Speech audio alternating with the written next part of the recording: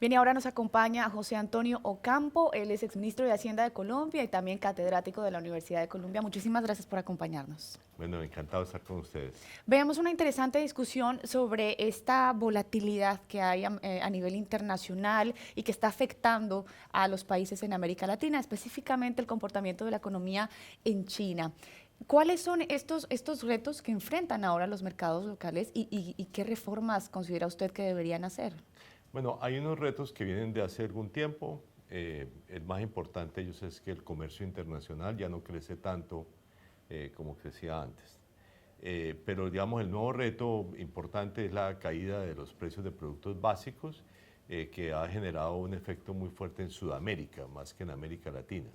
Y los países sudamericanos entonces van a tener que pensar, digamos, en cómo se diversifican sus aparatos productivos para poder crecer nuevamente.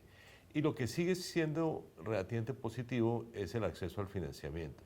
Esa es una diferencia como, muy grande entre esta crisis y las crisis anteriores. Usted mencionaba que es necesario para poder abrir más canales de inversión, también contar con más recursos públicos que se dirijan a infraestructura, pero también a programas de educación, pero calificados. Sí, bueno, yo creo que digamos, se diferencia en distintos sectores, porque yo planteaba primero en infraestructura.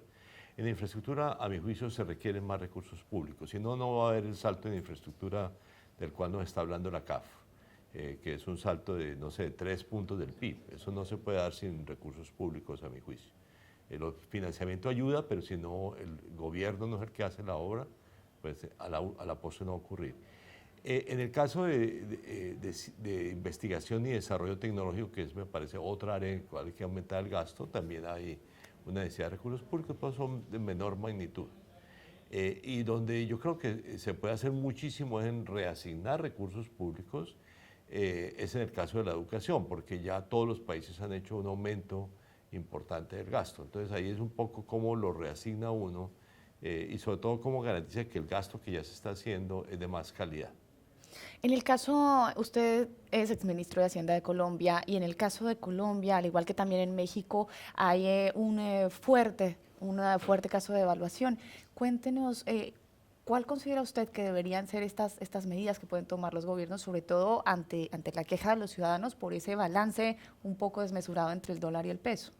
Bueno, yo creo que es un poco diferente ciertamente la situación de México de la situación de Colombia, porque México no es un país que tuvo una revaluación significativa después de la crisis internacional.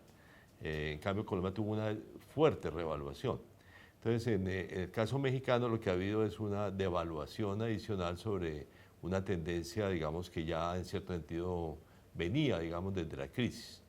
En el caso colombiano, lo que estamos viendo es una reversión de una revaluación muy fuerte que hubo, digamos, en el 2010-2013. Y por eso la magnitud también ha sido mucho mayor.